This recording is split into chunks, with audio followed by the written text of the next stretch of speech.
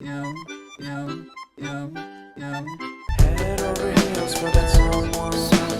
Head for the hills for nothing. Running scared, screaming at the top of my lungs. In my many minds, my heart doesn't always agree. What I'm thinking inside, think about it. Your gut can lie. And when you're hungry, but it hurts to eat. Do you actually wanna die? No matter how bad it tastes, I want it. Here's a metaphor for my life. I'm eating McDonald's to get healthy. Tell me how that. Hi guys, so good afternoon and welcome back to my magical world. It's me, Frostbite, your favorite celebrity here in the Philippines, and it's Friday. Thank God it's Friday.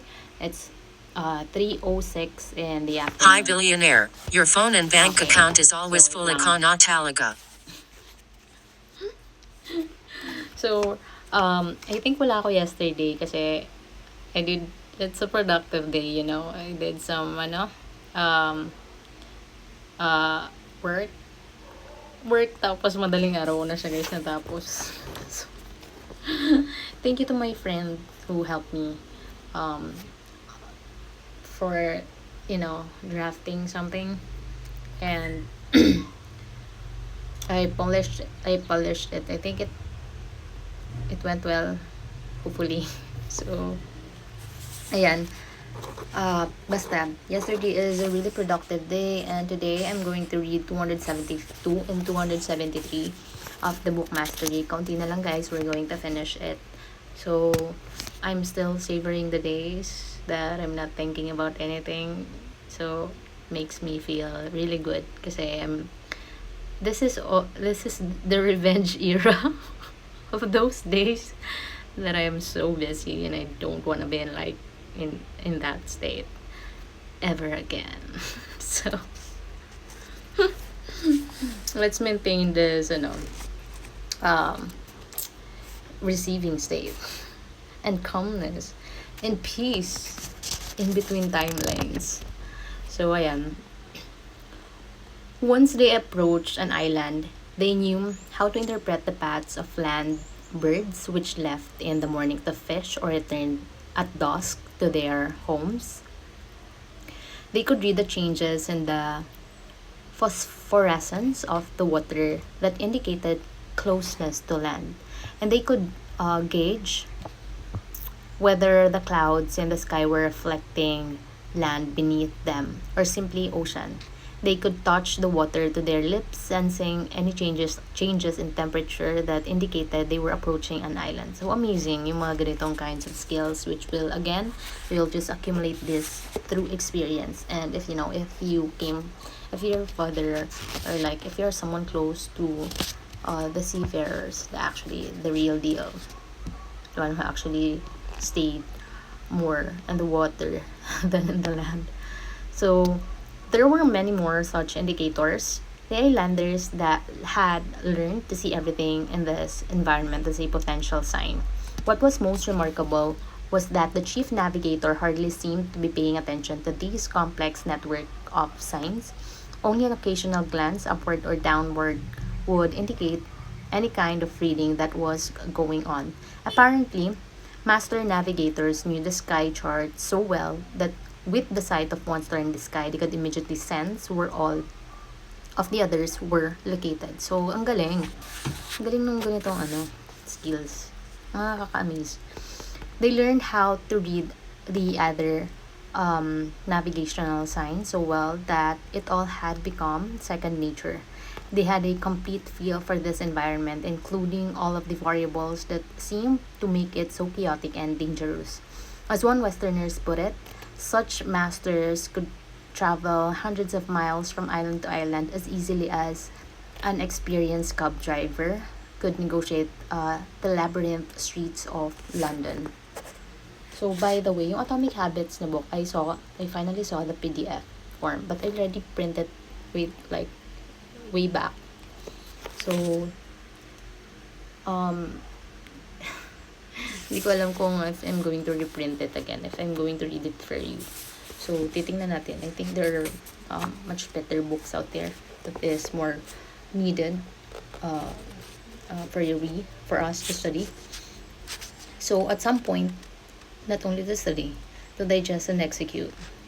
At some point in history, the original navigators in this region must have felt a great degree of fear as they confronted the need to travel to find other food sources. Realizing the tremendous dangers this involved, the ocean must have seemed much more chaotic than the tiny patch of land on their islands. They slowly overcame this fear and evolved a system that was magnificently suited to the environment they lived in. In this part of the world, the night sky is particularly clear through much of the year, giving them the ability to use the changing position of stars to great effect. Using smaller craft allowed them to maintain closer contact with the water, which they had learned to read as accurately as the undulating earth on their island. Imagining themselves as stationary and the islands as moving helped them keep track to their reference points and had a calming effect. They did not depend on a single tool or instrument. This elaborate system existed entirely in their mind by building a deep connection to the environment and reading all of the available signs. The islanders could approximate the remarkable instinctual powers of animals such as various bird species that can navigate around the globe through their extreme sensitivity to the Earth's geomagnetic field. Understand? The ability to connect deeply to your environment is the most primal and, in many ways, the most powerful form of mastery the brain can bring us. It applies equally well to the waters of Micronesia as it does to any modern field or office. Ayan. So we gain such power by transforming ourselves into consummate observers. We see everything in our surroundings as a potential sign to interpret. Nothing is taken at face value like the islanders. We can break these observations down into various systems. There are the people with whom we work and interact. Everything they do and say reveals something hidden below the surface.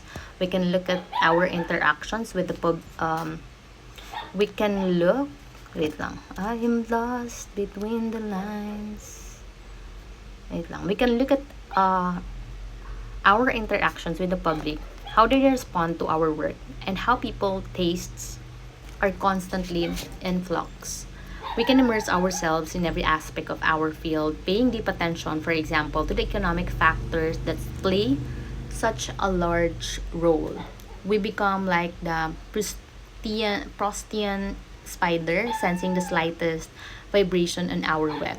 Over the years, as we progress on this path, we begin to merge our knowledge of these various components into an overall feel for the environment itself. Instead of exerting and overtaxing ourselves to keep up with a complex, changing environment, we know it from the inside and can sense the changes before they happen.